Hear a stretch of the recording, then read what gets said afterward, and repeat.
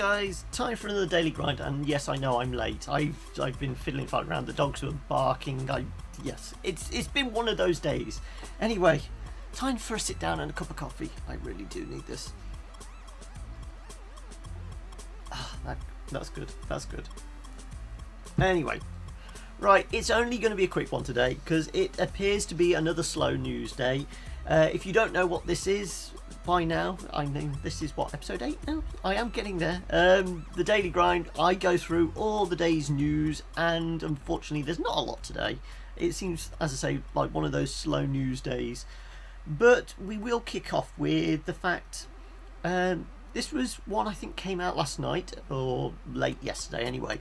Minecraft have teamed up with code.org to basically start teaching kids in classrooms coding, and the idea is it's kind of like a simple web app type deal which teaches kids with this type of language. I think it's, yeah, here we go, called Blockly, which basically gives you kind of blocks of commands which you can drag and drop and place together to create kind of the movement of either Steve or Alex in this very simplified version of Minecraft.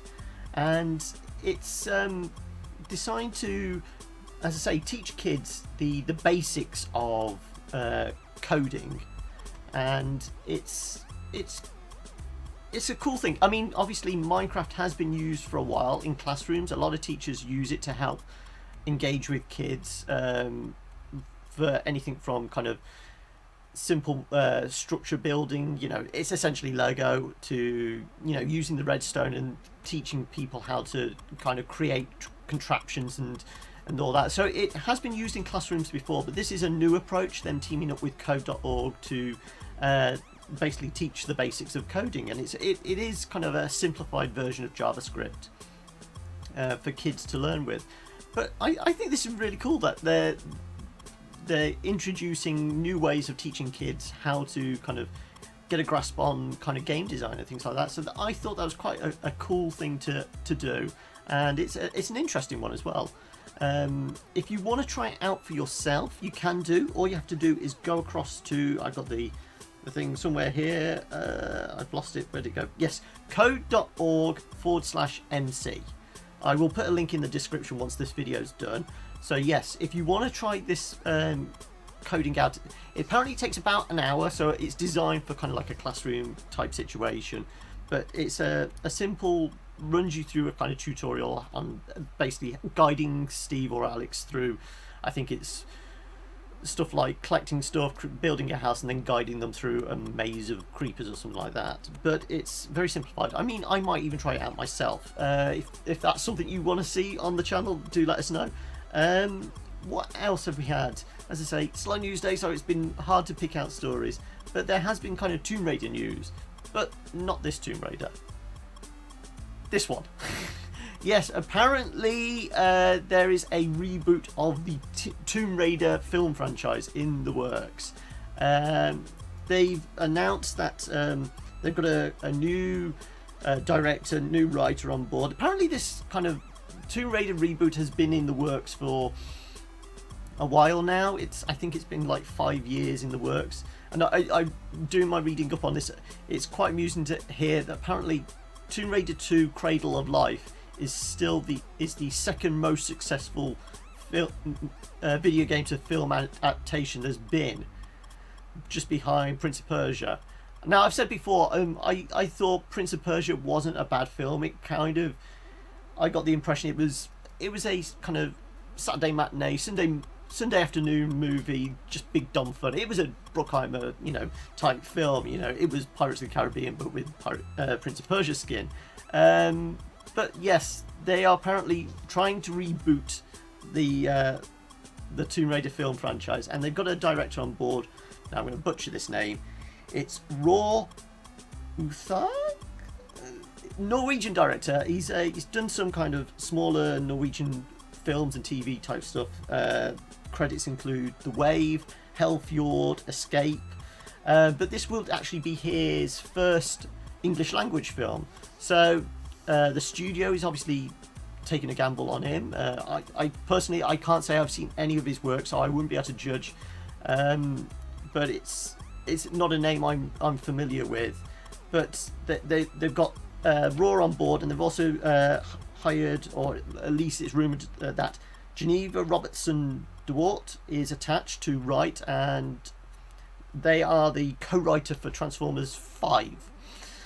So yeah, it's there's no big names involved. It's GK Films producing after the kind of property's been bounced around between Warner and Square and all that for the past few years.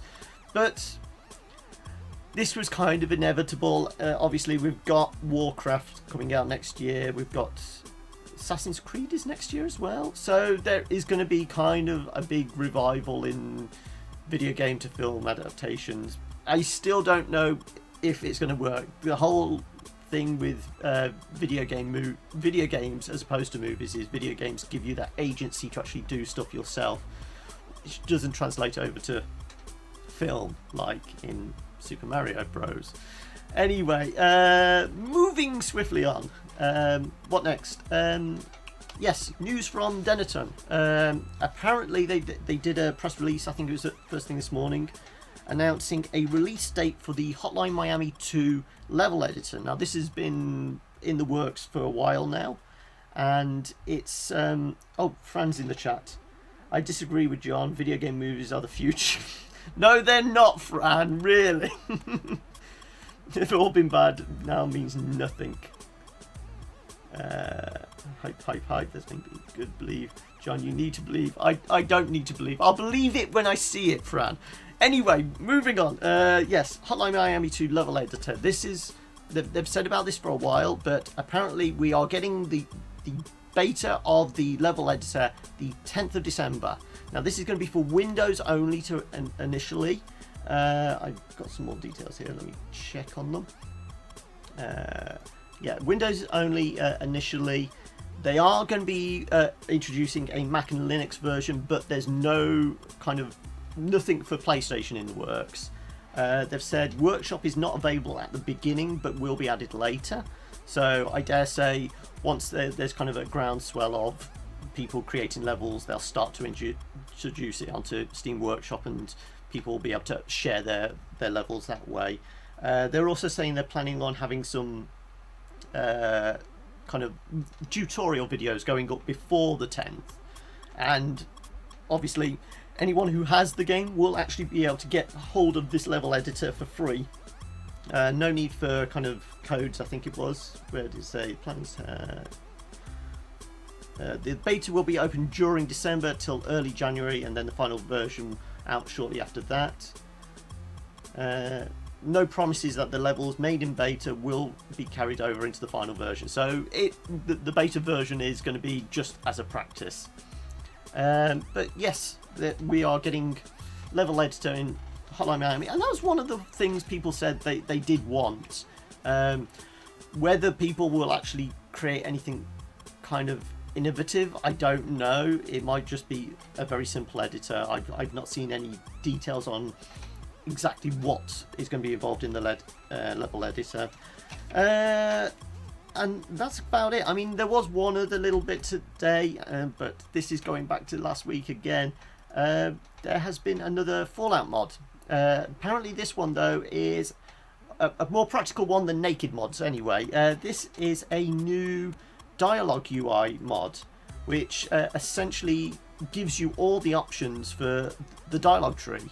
So instead of, you know, very kind of simplified, paraphrased choices, it gives you the full line of dialogue, and it's got a lighter version as well that will actually let you use controllers. So as you can see here, it'll give you the controller prompts as well.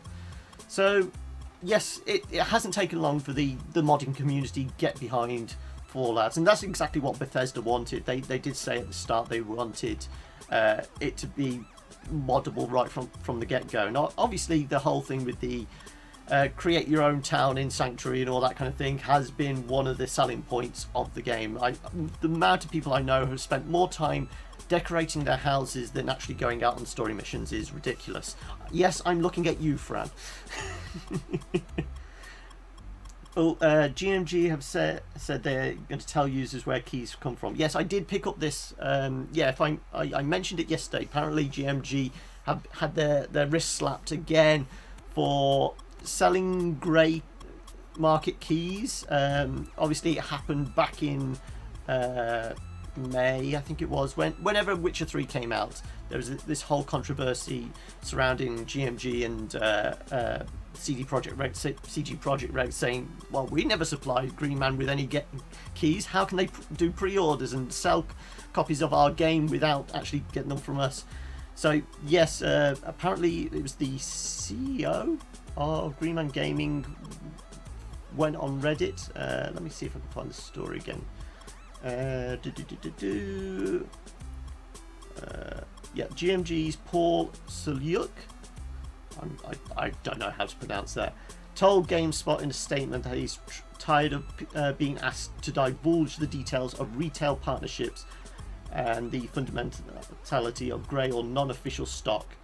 Over the past year, we have been repeatedly asked to supply sensitive information regarding contracts between us and publishers, which for legal reasons we simply cannot share, nor should we be expected to. We believe that other retailers featured on Reddit game deals have not been afforded the same level of scrutiny and investigation that we have endured, and that ultimately customers will be missing out on information and deals. We find the research carried out by Reddit game deals mods has been subjective and inaccurate. So basically they're defending themselves, and they're essentially saying just because we're not classed as official resellers, it doesn't mean the games aren't official. If you, the comment was, if you click on the key, it activates, then it's an authentic key. So that is their way of getting around it. So they're not actually divulging where the games have come from. They're saying, we iterate, we source our keys from a range of 400 publishers, developers and distributors, but they're not being specific where they're getting these major AAA releases, when the actual publishers and distributors are saying, well, they didn't get them from us. So yes, there has been more information on that, but it's still, it just feels like Green Man are kind of, they've been painted into a corner and then trying to defend themselves. So there was that.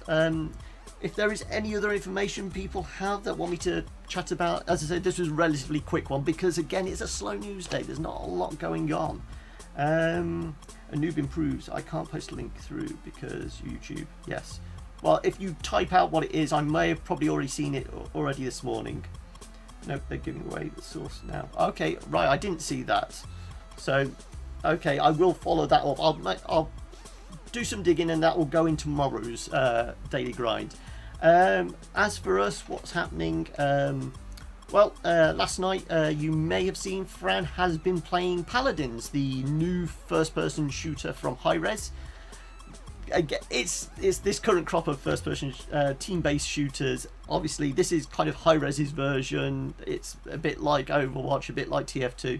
The major mechanic in this one is you get cards, which kind of are your kind of level ups, your kind of how they augment your character.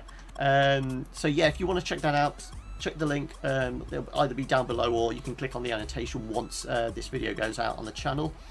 If you want to see more stuff from us, obviously you can subscribe. This evening you will get to see Yaki playing Iron Snout, which is kind of like One Finger Death Punch but bacon flavoured. I'm also thinking of maybe streaming Hard West if that's something you guys want. I think the embargo lifts in about an hour's time, so if you want me to stream that straight away, let me know either in the comments or chat, or you can get in touch with us on Twitter @thekillerbits or on Facebook at facebook.com/thekillerbits. And if you want to help out the channel, obviously you can subscribe, that helps us out. You can like the video, like any of the videos, that always helps us out. Share it with your friends, or if you want to go above and beyond and you actually want to help support the channel monetarily, help us get hold of new games and just essentially give us a living wage, well, not living wage, but a little bit of money just towards Christmas and all that kind of thing.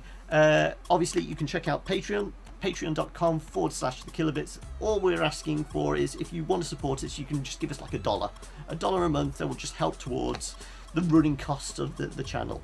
Yeah, and if there's anything else, obviously you can get in touch, as I said, in the comments on Twitter or anything like that. I'm going to be signing off shortly. Oh, Fran's going on about Paladins.